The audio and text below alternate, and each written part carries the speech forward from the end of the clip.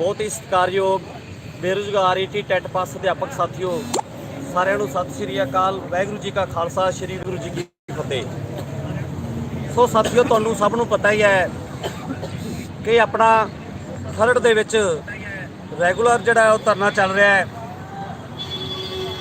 सो साथियों अपने दो साथी टैंकी के उपर डटे हुए ने, अमन राणा ते परमपाल साथी। सो साथियों उन्हां दी हिम्मत, उन्हां दा सहयोग देने लई सारे साथी वध तो वध वड्डी गिणती दे विच साथियों साथ दिओ खरड़ दे विच अपने मोर्चे दे विच। तां साथियों तुसीं पिछले लंबे समय तो बहुत वधिया जिहड़ा वो संघर्ष कर रहे हो, समय समय ते तुसीं संघर्ष करिया, तुहाडे उपर लाठी चार्ज भी होए, परचे भी दर्ज होए, जिंदे विचों 2364 ते 6635 पोस्ट जिहड़ी है वो सरकार वालों आपां जिहड़ी आपदे संघर्ष के बलबूते ते जिहड़ी है वो लई।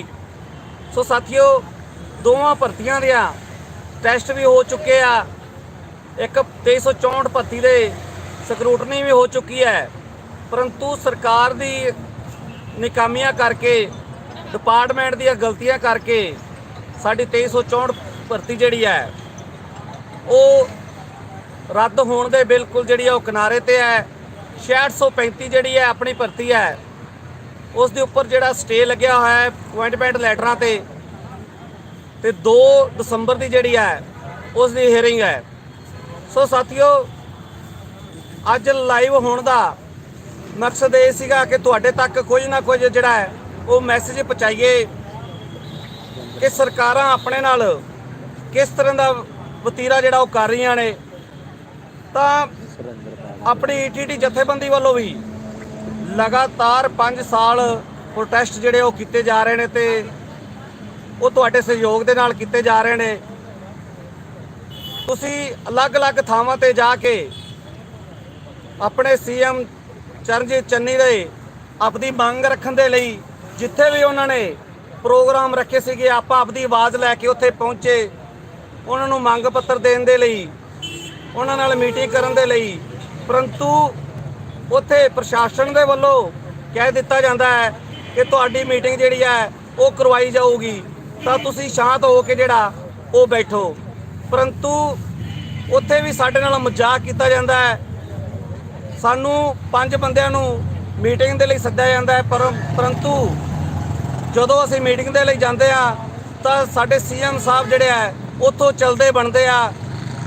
तां साथियों क्योंकि काफ़ी लंबे समय तो आपां लड़ रहे हैं रोजगार की खातर, कोई साडा निजी लड़ाई नहीं गई किसी नाल, चाहे वो चरणजीत चन्नी है, चाहे वो कैप्टन अमरिंदर सिंह हैगा है, वो साडियां सरकारां ने उन्हां नूं असीं वोट पाई है। कोई ये निगा कि असीं उन्हां दे अगे आपदी मंग नहीं रख सकते, परंतु जदों सानूं मीटिंग दे लई बुलाया जाता है तो उत्थे मीटिंग साडी जिहड़ी है वो नहीं हुंदी, जिस करके साडे साथी जिहड़े है वो रोस दे वजों जदों प्रोटेस्ट करते आ तां सीएम चन्नी दे तां अलग अलग हलकिਆਂ ਦੇ ਵਿੱਚੋਂ ਜਿਹੜੇ एमएलए ਹੈਗੇ ਨੇ ਉਹਨਾਂ ਦੇ ਪਾਲੇ ਹੋਏ ਜਿਹੜੇ ਚਮਚੇ ਜਿਹੜੇ ਗੁੰਡੇ ਆ ਉਹ ਸਾਡੇ ਸਾਥੀਆਂ ਦੇ ਉੱਪਰ ਜਿਹੜਾ ਅੰਨੇਵਾਹ ਜਿਹੜਾ ਹੈ ਉਹਨਾਂ ਦੀ ਕੁੱਟਮਾਰ ਜਿਹੜੀ ਉਹ ਕਰਦੇ ਆ। ਤਾਂ ਇੱਥੋਂ ਸੀਐਮ ਚੰਨੀ ਸਾਹਿਬ ਜੀ ਤਾਂ ਅਸੀਂ ਵੀ ਪੰਜਾਬ ਦੇ ਵਸਨੀਕ ਆ, ਅਸੀਂ ਤੁਹਾਨੂੰ ਵੋਟਾਂ ਪਾ ਕੇ ਸੱਤਾ ਦੇ ਵਿੱਚ ਲੈ ਕੇ ਆਏ, ਤਾਂ ਇਹਦਾ ਮਤਲਬ ਇਹ ਨਹੀਂ ਕਿ ਤੁਸੀਂ ਉਹਨਾਂ ਚਮਚਿਆਂ ਦੇ ਉਹਨਾਂ ਕਾਂਗਰਸੀ ਗੁੰਡਿਆਂ ਦੇ ਇਕੱਲੇ ਤੁਸੀਂ ਸੀਐਮ ਹੋ, ਉਹਨਾਂ ਦੇ ਇਕੱਲੇ ਤੁਸੀਂ ਮੁੱਖ ਮੰਤਰੀ ਹੋ, ਸਾਡੇ ਵੀ ਤੁਸੀਂ ਮੁੱਖ ਮੰਤਰੀ ਹੋ, ਪਰ ਤੁਹਾਡੇ ਅੱਖਾਂ ਦੇ ਸਾਹਮਣੇ ਗੁਰੂਵਾਰ ਸਾਹਿਬ ਦੇ ਵਿੱਚ ਜਿਹੜਾ ਇੱਕ ਨੌਜਵਾਨ ਦੇ ਨਾਲ ਇੱਕ ਕਾਂਗਰਸੀ ਗੁੰਡੇ ਦੇ ਵੱਲੋਂ ਅੰਨੇਵਾਹ ਜਿਹੜੀ ਕੁੱਟਮਾਰ ਕੀਤੀ ਜਾਂਦੀ ਹੈ ਤਾਂ ਤੁਹਾਡੇ ਲਫ਼ਜ਼ਾਂ ਦੇ ਵਿੱਚੋਂ ਇੱਕ ਵਾਰ ਵੀ ਨਹੀਂ ਨਿਕਲਿਆ ਕਿ ਇਸ ਨੌਜਵਾਨ ਨੂੰ ਜਿਹੜੀ ਹੈ ਕੁੱਟਮਾਰ ਨਾ ਕੀਤੀ ਜਾਵੇ। ਤੁਹਾਡੇ ਅੱਖਾਂ ਦੇ ਸਾਹਮਣੇ ਉਹ ਨੌਜਵਾਨ ਜਿਹੜਾ ਉਹ ਕੁੱਟੀ ਰਿਹਾ ਹੈ, ਪਰ ਬੜੀ ਸ਼ਰਮ ਵਾਲੀ ਗੱਲ ਹੈ ਕਿ ਸਾਡੇ ਰਖਵਾਲੇ ਸਾਡੇ ਸੀਐਮ ਜੇਕਰ ਤੁਹਾਡੇ ਪਰਿਵਾਰ ਦੇ ਵਿੱਚੋਂ ਕੋਈ ਸ਼ਖਸ ਤੁਹਾਡੇ ਸਾਹਮਣੇ ਕੁੱਟਿੰਦਾ ਤੁਹਾਨੂੰ ਦਿਖ ਰਿਹਾ ਹੋਵੇ ਤਾਂ ਤੁਸੀਂ ਉਸ ਨੂੰ ਰੋਕੋਗੇ ਨਹੀਂ। कि पंजाब दे विच जिहड़ा यूथ है ਜਿਨ੍ਹਾਂ ਨੇ ਤੁਹਾਨੂੰ ਵੋਟਾਂ ਪਾ ਕੇ ਸੱਤਾ ਦੇ ਵਿੱਚ ਲੈ ਕੇ ਆਏ, ਉਹ ਤੁਹਾਡਾ ਯੂਥ ਜਿਹੜਾ ਪੰਜਾਬ ਦਾ ਤੁਹਾਡੇ ਅੱਖਾਂ ਦੇ ਸਾਹਮਣੇ ਤੁਹਾਡਾ ਇੱਕ ਨਿੱਜੀ ਬਦਮਾਸ਼ ਜਿਹੜਾ ਆਪਣੇ ਆਪ ਨੂੰ ਕਹਾਉਂਦੇ ਨੇ ਉਹ ਕੁੱਟ ਰਿਹਾ ਹੈ, ਤਾਂ ਤੁਸੀਂ ਉਸ ਨੂੰ ਇੱਕ ਵਾਰ ਵੀ ਜਿਹੜਾ ਉਹ ਰੋਕਿਆ ਨਹੀਂਗਾ। ਤਾਂ ਬੜੀ ਸ਼ਰਮ ਵਾਲੀ ਗੱਲ ਹੈ ਕਿ ਸਾਡੇ ਸੀਐਮ ਉਹਨਾਂ ਦੇ ਸਾਹਮਣੇ ਇੱਕ ਗੁੰਡਾ ਜਿਹੜਾ ਹੈ ਉਹ ਇੱਕ ਨੌਜਵਾਨ ਨੂੰ ਜਿਹੜਾ ਕੁੱਟ ਰਿਹਾ ਹੈ, ਤਾਂ ਤੁਸੀਂ ਰੋਕ ਨਹੀਂ ਪਾਏ। ਤਾਂ ਇੱਥੋਂ ਜਿਹੜਾ ਸਾਡੇ ਪੰਜਾਬ ਦਾ ਜਿਹੜਾ ਯੂਥ ਹੈ ਉਹ ਬੜੇ ਵੱਡੇ ਰੋਸ ਦੇ ਵਿੱਚ, ਬਹੁਤ ਜ਼ਿਆਦਾ ਰੋਸ ਹੈ ਤੁਹਾਡੇ ਤੇ ਕਿ ਸਾਡੇ ਵੀ ਸੀਐਮ ਨੇ, ਅਸੀਂ ਉਹਨਾਂ ਦੇ ਅੱਗੇ ਆਦੀ ਮੰਗ ਜਿਹੜੀ ਹੈ ਉਹ ਰੱਖ ਸਕਦੇ ਹਾਂ। ਪਰੰਤੂ ਬਹੁਤ ਹੈਰਾਨੀ ਵਾਲੀ ਗੱਲ ਹੈ, ਤੁਸੀਂ ਫਿਰ ਦੁਬਾਰਾ ਜਦੋਂ ਆਪਦੇ ਬਿਆਨ ਜਿਹੜੇ ਆ ਉਹ ਦਿੰਦੇ ਹੋ ਕਿ ਜਿਹੜੇ ਟੈਂਕੀਆਂ ਤੇ ਚੜਨਗੇ ਜਾਂ ਸਰਕਾਰੀ ਕੰਮਾਂ ਦੇ ਵਿੱਚ ਵਿਘਨ ਪਾਉਣਗੇ, ਉਹ ਖੱਜਲ ਖੁਆਰ ਜਿਹੜੇ ਉਹ ਕਰਨਗੇ, ਤਾਂ ਉਹਨਾਂ ਦੇ ਉੱਪਰ ਜਿਹੜੇ ਆ ਉਹ ਕੇਸ ਦਰਜ ਕੀਤੇ ਜਾਣਗੇ। ਸੋ ਚੰਨੀ ਸਾਹਿਬ ਜੀ, ਜਦੋਂ ਤੁਸੀਂ ਸੀਐਮ ਬਣੇ ਸੀਗੇ ਤਾਂ ਸਾਡੇ ਯੂਥ ਜਿਹੜਾ ਸੀਗਾ ਉਸ ਦੇ ਮਨ ਦੇ ਵਿੱਚ ਬਹੁਤ ਵਧੀਆ ਜਿਹੜੇ ਇੱਕ ਉਹਨਾਂ ਦੇ ਵੱਲੋਂ ਇਹ ਕਿਹਾ ਜਾਂਦਾ ਸੀਗਾ ਕਿ ਹੁਣ ਕੁਝ ਉਮੀਦ ਲੱਗੀ ਹੈ ਕਿ ਕੈਪਟਨ ਜਿਹੜਾ ਉਹ ਸਾਡੀ ਗੱਲ ਨਹੀਂ ਸੁਣਦਾ ਸੀਗਾ, ਪਰੰਤੂ ਜਿਹੜੇ ਨਵੇਂ ਸਾਡੇ ਚੰਨੀ ਸਾਹਿਬ ਆਏ ਆ, ਸੀਐਮ ਬਣੇ ਆ, ਉਹ ਸਾਡੀ ਆਵਾਜ਼ ਜਿਹੜੀ ਹੈ ਉਹ ਜ਼ਰੂਰ ਸੁਣਨਗੇ ਤਾਂ ਸਾਨੂੰ ਰੁਜ਼ਗਾਰ ਜਿਹੜਾ ਹੈ ਉਹ ਜ਼ਰੂਰ ਮੁਹੱਈਆ ਕਰਵਾਉਣਗੇ। ਪਰੰਤੂ ਅੱਜ ਬੜੀ ਨਿਰਾਸ਼, ਬੜੀ ਚਿੰਤਾਜਨਕ ਜਿਹੜੀਆਂ ਗੱਲਾਂ ਜਿਹੜੀਆਂ ਅਸੀਂ ਆ ਮੀਡੀਆ ਰਾਹੀਂ ਦੇਖ ਰਹੇ ਹਾਂ ਕਿ ਸਾਡੇ ਮੁੱਖ ਮੰਤਰੀ ਸਾਹਿਬ ਇਹ ਅਨਾਉਂਸਮੈਂਟ ਐਲਾਨ ਕਰ ਰਹੇ ਨੇ ਕਿ ਜਿਹੜੇ ਮੇਰੇ ਕੋਲ ਮੰਗ ਲੈਣ ਕੇ ਆਉਣਗੇ ਜਾਂ ਰੋਲਾ ਪਾਉਣਗੇ ਜਾਂ ਟੈਂਕੀਆਂ ਤੇ ਚੜਨਗੇ ਆਦਿ ਆਵਾਜ਼ ਉਠਾਣਗੇ ਤਾਂ ਉਹਨਾਂ ਤੇ ਪਰਚੇ ਜਿਹੜੇ ਆ ਉਹ ਦਰਜ ਕਰ ਦਿੱਤੇ ਜਾਣਗੇ। ਪਰੰਤੂ ਚੰਨੀ ਸਾਹਿਬ, ਤੁਹਾਨੂੰ ਇੱਥੇ ਇਹ ਕਹਿਣਾ ਚਾਹੀਦਾ ਸੀਗਾ ਕਿ ਜੇਕਰ ਤੁਸੀਂ ਟੈਂਕੀਆਂ ਤੇ ਚੜੇ ਹੋ, ਕੋਈ ਗੱਲ ਨਹੀਂ, ਤੁਸੀਂ ਨੀਚੇ ਆਓ, ਅਸੀਂ ਤੁਹਾਡਾ ਹੱਲ ਜਿਹੜਾ ਹੈ ਬਹੁਤ ਜਲਦੀ ਜਿਹੜਾ ਉਹ ਕਰਾਂਗੇ।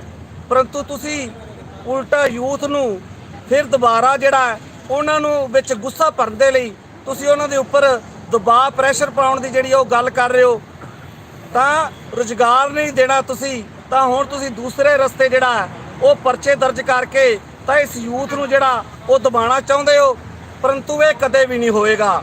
ਅਸੀਂ ਚੰਨੀ ਸਾਹਿਬ, ਤੁਸੀਂ ਸਾਡੇ ਮੁੱਖ ਮੰਤਰੀ ਹੋ, ਜੇਕਰ ਤੁਸੀਂ ਗਰਾਊਂਡ ਲੈਵਲ ਦੀ ਗੱਲ ਕਰਦੇ ਹੋ ਕਿ ਮੈਂ ਗਰਾਊਂਡ ਲੈਵਲ ਤੋਂ ਇੱਕ ਗਰੀਬ ਘਰ ਦਾ ਜਿਹੜਾ ਪਰਿਵਾਰ ਦੇ ਵਿੱਚੋਂ ਉੱਠ ਕੇ ਤਾਂ ਅੱਜ ਇੱਥੋਂ ਤੱਕ ਪਹੁੰਚਿਆ, ਤਾਂ ਤੁਹਾਨੂੰ ਬੇਰੁਜ਼ਗਾਰੀ ਤੇ ਗਰੀਬੀ ਦਾ ਜਿਹੜਾ ਉਹ ਅਹਿਸਾਸ ਜਿਹੜਾ ਹੋਣਾ ਚਾਹੀਦਾ।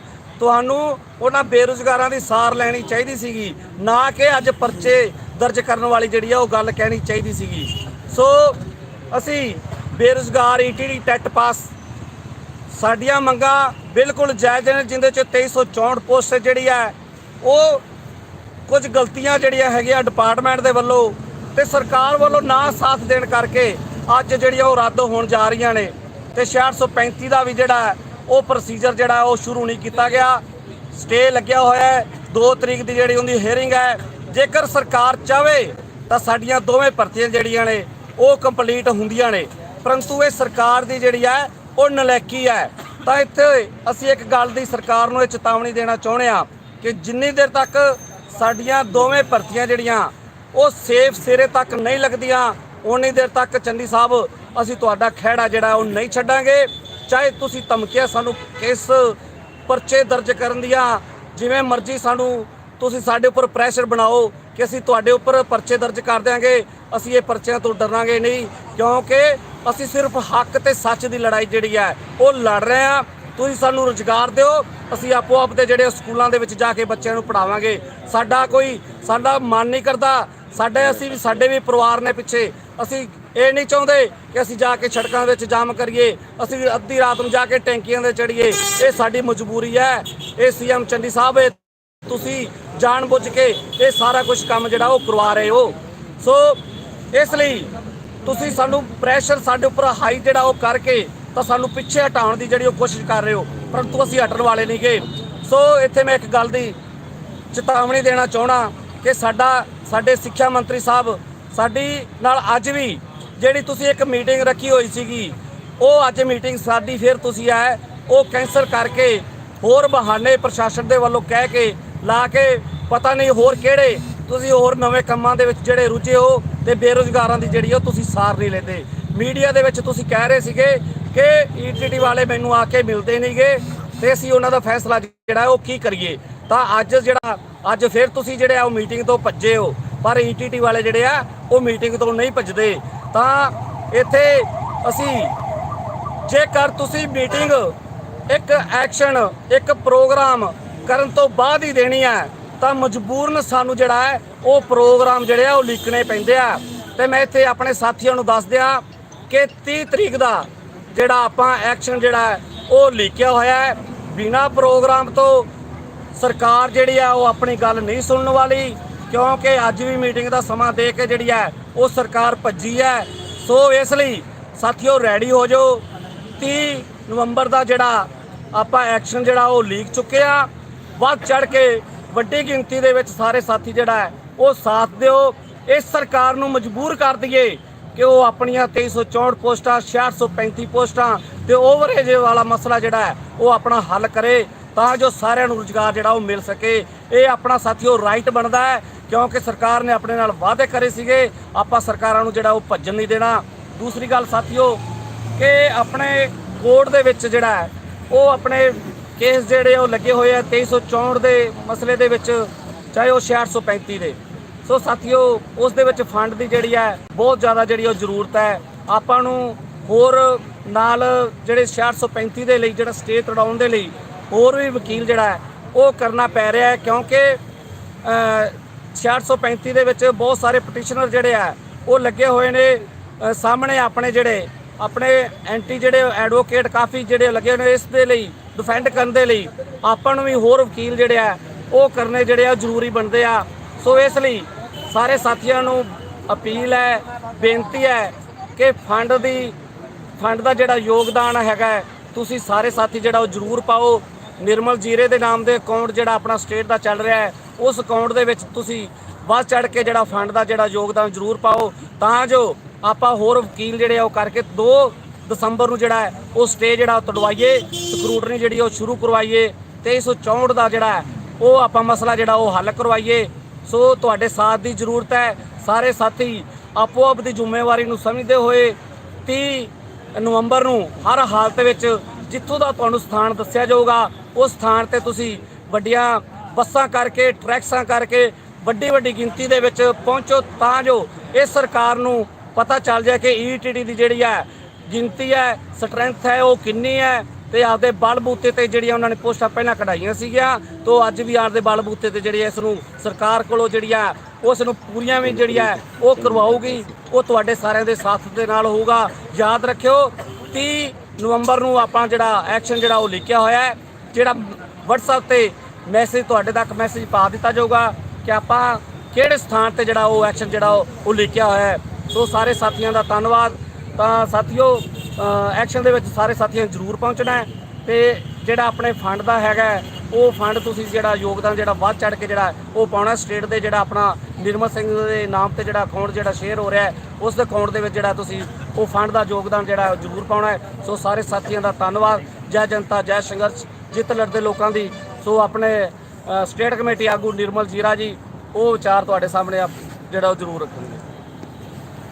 ਵਾਹਿਗੁਰੂ ਜੀ ਕਾ ਖਾਲਸਾ, ਵਾਹਿਗੁਰੂ ਜੀ ਕੀ ਫਤਿਹ। ਬਹੁਤ ਹੀ ਸਤਿਕਾਰਯੋਗ ਈਟੀਟੀ ਟੈਟ ਪਾਸ ਅਧਿਆਪਕ ਸਾਥੀਓ, ਜਿਵੇਂ ਕਿ ਪ੍ਰਧਾਨ ਸਾਹਿਬ ਤੁਹਾਨੂੰ ਪਹਿਲਾਂ ਦੱਸ ਕੇ ਗਏ ਆ ਕਿ ਜੋ ਆਪਣੀ ਹੁਣ 30 ਤਰੀਕ ਦਾ ਆਪਾਂ ਪ੍ਰੋਟੈਸਟ ਰੱਖਿਆ, ਮੈਂ ਤਾਂ ਉਹਦੇ ਲਈ ਤੁਹਾਨੂੰ ਇੱਕ ਅਪੀਲ ਕਰਨਾ ਚਾਹੂੰਗਾ ਕਿ ਜਿਹੜਾ 30 ਤਰੀਕ ਨੂੰ ਆਪਾਂ ਪ੍ਰੋਟੈਸਟ ਤੇ ਆਉਣਾ ਤਾਂ ਜਿੰਨਾ ਚਿਰ ਆਪਣੇ ਮਸਲੇ ਹੱਲ ਨਹੀਂ ਹੁੰਦੇ ਆਪਾਂ ਇੱਥੋਂ ਵਾਪਸ ਨਹੀਂ ਜਾਣਾ। ਮੈਂ ਅੱਗੇ ਵੀ ਅਪੀਲ ਕੀਤੀ ਸੀ, ਅੱਜ ਦੁਬਾਰਾ ਫਿਰ ਇਹ ਅਪੀਲ ਕਰਦਾ ਕਿ ਆਪਣਾ ਬੈਗ ਨਾਲ ਲਿਆਓ, ਆਪਣਾ ਬਿਸਤਰਾ ਨਾਲ ਲੈ ਕੇ ਆਓ। ਜਿੰਨੇ ਦਿਨ ਵੀ ਰੁਕਣਾ ਪਿਆ ਕੋਈ ਤੇ ਆਪਾਂ ਨੂੰ ਰੁਕ ਕੇ ਮਸਲਾ ਹੱਲ ਕਰਵਾ ਕੇ ਜਾਵਾਂਗੇ। ਜੇਕਰ ਪਹਿਲਾਂ ਦੀ ਤਰ੍ਹਾਂ 1-2 ਦਿਨ ਆਏ ਪਿਕਨਿਕ ਮਨਾ ਕੇ ਗਏ ਚਲੇ, ਮਸਲੇ ਹੱਲ ਨਹੀਂ ਹੋਣੇ, ਕਿਉਂਕਿ ਹੁਣ ਆਪਣੇ ਕੋਲ ਸਮਾਂ ਬੜਾ ਥੋੜਾ। ਉਹ ਸਮੇਂ ਲਈ ਸਾਰਿਆਂ ਨੂੰ ਸਮਾਂ ਵਿਚਾਰਨ ਦੀ ਲੋੜ ਆ, ਸਮੇਂ ਤੇ ਧਿਆਨ ਦੇਣ ਦੀ ਲੋੜ ਆ ਤੇ ਇੱਥੇ ਡਟ ਕੇ ਬਹਿਣਾ ਪਊਗਾ ਤਾਂ ਹੀ ਆਪਣੇ ਮਸਲੇ ਹੱਲ ਹੋਣਗੇ। ਨਹੀਂ ਤਾਂ ਜਿਸ ਤਰ੍ਹਾਂ ਪਹਿਲਾਂ ਵੀ ਅੱਜ ਵੀ ਜਿਵੇਂ ਸਰਕਾਰ ਆਪਣੇ ਨਾਲ ਮੀਟਿੰਗ ਦਾ ਵਾਅਦਾ ਕਰਕੇ ਮੁੱਕਰੀ ਆ, ਤਾਂ ਜਿਸ ਤਰ੍ਹਾਂ 2 ਤਰੀਕ ਨੂੰ ਆਪਣਾ ਜੋ ਕੋਰਟ ਦੇ ਵਿੱਚ ਆ, ਆਪਾਂ ਉਹ ਵੀ ਸਰਕਾਰ ਤੇ ਦਬਾਅ ਬਣਾ ਕੇ ਕਿ ਕਿਵੇਂ ਨਾ ਕਿਵੇਂ ਜਿਹੜੀ ਸਾਡੀ ਇਹ ਭਰਤੀ 6635 ਆ ਜਾਂ ਜਿਹੜੀ 2364 ਆ ਉਹਨੂੰ ਪੂਰਾ ਕਰੇ। ਤਾਂ ਇਹ ਸਰਕਾਰ ਤੇ ਦਬਾਅ ਤਾਂ ਹੀ ਪਾਇਆ ਜਾ ਸਕਦਾ ਜੇ ਤੁਸੀਂ ਇੱਥੇ ਵੱਡੀ ਗਿਣਤੀ ਦੇ ਵਿੱਚ ਪੂਰੇ ਮੌਜੂਦ ਰਹੋਗੇ। ਆਪਾਂ ਇੱਕ ਵਾਰੀ ਤਾਂ ਵੱਡੀ ਗਿਣਤੀ ਵਿਖਾਉਣੇ ਆ ਤਾਂ ਅਗਲੇ ਦਿਨ ਇੱਥੇ ਫਿਰ ਉਹੀ 30-35 ਸਾਥੀ ਰਹਿ ਜਾਂਦੇ ਆ। ਤਾਂ ਸਾਥੀਓ, ਘਰ-ਬਾਰ ਛੱਡਣਾ ਪੈਣਾ ਥੋੜੇ ਦਿਨਾਂ ਲਈ ਜੇ ਜਿੱਤਣਾ, ਨਹੀਂ ਤਾਂ ਫਿਰ ਆਉਣ ਵਾਲੇ 5 ਸਾਲ ਆਪਾਂ ਨੂੰ ਫਿਰ ਵੇਟ ਕਰਨੀ ਪਊਗੀ। ਜਦੋਂ ਇਲੈਕਸ਼ਨ ਦਾ ਟਾਈਮ ਨੇੜੇ ਆ ਗਿਆ, ਸਰਕਾਰਾਂ ਨੇ ਉਦੋਂ ਹੀ ਕੰਮ ਕਰਨੇ। ਸਰਕਾਰ ਭਲਾ ਜਿੰਦੀ ਮਰਜ਼ੀ ਬਣ ਜੇ, ਉਹ ਸਾਰੀਆਂ ਸਰਕਾਰਾਂ ਇੱਕੋ ਜਿਹੀਆਂ ਸੱਤਾ ਵਿੱਚ ਆਉਣ ਤੋਂ ਬਾਅਦ। ਸੱਤਾ ਵਿੱਚ ਆਉਣ ਤੋਂ ਪਹਿਲਾਂ ਤਾਂ ਚੰਨੀ ਸਾਹਿਬ ਵੀ ਬੜੇ ਵੱਡੇ ਵਾਅਦੇ ਕਰਦੇ ਸੀ। ਜਦੋਂ ਨਵੇਂ ਸੱਤਾ ਦੇ ਵਿੱਚ ਆਏ ਸੀ ਉਦੋਂ ਇਹਨਾਂ ਦਾ ਰੁਖ ਹੋਰ ਸੀ ਤੇ ਅੱਜ ਰੁਖ ਹੋਰ ਆ। ਅੱਜ ਉਹੀ ਬੇਰੁਜ਼ਗਾਰਾਂ ਤੇ ਪਰਚੇ ਦਰਜ ਕਰਨ ਦੀ ਗੱਲ ਕਰਦੇ ਨੇ ਤੇ ਜਦੋਂ ਕੈਪਟਨ ਸਾਹਿਬ ਵੇਲੇ ਧਰਨੇ ਲਾਉਂਦੇ ਸੀ ਉਦੋਂ ਇਹਨਾਂ ਦੇ ਮਸੀਹਾ ਬਣਦੇ ਸੀ ਕਿ ਮੈਂ ਕੈਪਟਨ ਸਾਹਿਬ ਦੇ ਨਾਲ ਗੱਲ ਕਰੂੰਗਾ, ਮੈਂ ਤੁਹਾਡੇ ਮਸਲੇ ਹੱਲ ਕਰਵਾਊਂਗਾ। ਤੇ ਅੱਜ ਕਲਮ ਆਪਦੇ ਹੱਥ 'ਚ ਹੋਣ ਦੇ ਬਾਵਜੂਦ ਵੀ ਇਹਨਾਂ ਬੇਰੁਜ਼ਗਾਰਾਂ ਦੇ ਮਸਲੇ ਹੱਲ ਕਰਨ ਦੀ ਬਜਾਏ ਇੱਥੋਂ ਮੂੰਹ ਪਰਾਂ ਨੂੰ ਕਰਕੇ ਲੰਘ ਜਾਂਦੇ ਨੇ। ਇਹਨਾਂ ਨਾਲ ਮੀਟਿੰਗਾਂ ਦਾ ਸਮਾਂ ਦੇ ਕੇ ਇਹ ਮੀਟਿੰਗਾਂ ਤੋਂ ਮੁੱਕਰ ਰਹੇ ਨੇ। ਤਾਂ ਸਾਥੀਓ, ਨਕਾਬ ਸਿਰਫ ਨਕਾਬ ਬਦਲਿਆ, ਮਗਰ ਚਿਹਰੇ ਉਹੀ ਨੇ, ਉਹੀ ਕੰਮ ਕਰ ਰਹੇ ਨੇ। ਸੇਮ ਪ੍ਰੋਸੈਸ ਆ। ਸਰਕਾਰ ਪਹਿਲਾਂ ਵੀ ਕਾਂਗਰਸ ਦੀ ਵੀ ਸੀ ਤੇ ਹੁਣ ਵੀ ਕਾਂਗਰਸ ਦੀ ਆ, ਸਿਰਫ ਚਿਹਰੇ ਬਦਲੇ ਆ। ਕੋਈ ਇਹਨਾਂ ਨੇ ਬੇਰੁਜ਼ਗਾਰਾਂ ਦਾ ਮਸਲਾ ਹੱਲ ਨਹੀਂ ਕੀਤਾ। ਤਾਂ ਸਾਥੀਓ, ਹੁਣ ਇਕਜੁੱਟ ਹੋਣ ਦੀ ਲੋੜ ਆ, ਏਕਾ ਵਿਖਾਉਣ ਦੀ ਲੋੜ ਆ। ਤਾਂ ਸਾਰੇ ਸਾਥੀ 30 ਤਰੀਕ ਨੂੰ ਆਪਣੇ ਆਪਣੇ ਬੈਗ ਪੈਕ ਕਰਕੇ ਇੱਥੇ ਆ ਜਾਓ। ਜਿੰਨੇ ਦਿਨ ਤੁਹਾਨੂੰ ਪ੍ਰਧਾਨਾਂ ਨੂੰ ਪੁੱਛਣਾ ਨਾ ਪਵੇ ਕਿ ਅਸੀਂ ਜੀ ਚਲੇ ਜਾਈਏ, ਤੁਸੀਂ ਕਹੋ ਅਸੀਂ ਉਰੇ ਬੈਠੇ ਆ, ਅਸੀਂ ਉਸ ਦਿਨ ਜਾਵਾਂਗੇ ਜਿਸ ਦਿਨ ਸਾਡੇ ਜੁਆਇਨਿੰਗ ਲੈਟਰ ਮਿਲ ਗਏ, ਫਿਰ ਤੁਹਾਡੇ ਮਸਲੇ ਹੱਲ ਹੋਣੇ। ਜਿਵੇਂ ਬਾਰਡਰ ਤੇ ਕਿਸਾਨ 1 ਸਾਲ ਤੋਂ ਡਟ ਕੇ ਬੈਠੇ ਰਹੇ ਆ, ਉਹਨਾਂ ਨੂੰ ਕਿਸੇ ਨੇ ਨਾ ਆਉਣ ਲਈ ਕਿਹਾ ਨਾ ਜਾਣ ਲਈ ਕਿਹਾ, ਪਰ ਹੁਣ ਮਸਲੇ ਹੱਲ ਹੋਏ ਆ। ਇੱਦਾਂ ਜਿਸ ਦਿਨ ਤੁਹਾਡੇ 'ਚ ਜਜ਼ਬਾ ਆ ਗਿਆ ਤਾਂ ਤੁਸੀਂ ਵੀ ਮਸਲੇ ਹੱਲ ਕਰਵਾ ਕੇ ਘਰੇ ਜਾਓਗੇ। ਸਾਥੀਓ, ਅਪੀਲ ਆ 30 ਤਰੀਕ ਨੂੰ ਇੱਕ ਵੱਡੀ ਗਿਣਤੀ ਦੇ ਵਿੱਚ ਇੱਕ ਵੱਡਾ ਹਜੂਮ ਲੈ ਕੇ ਇੱਥੇ ਪਹੁੰਚੋ।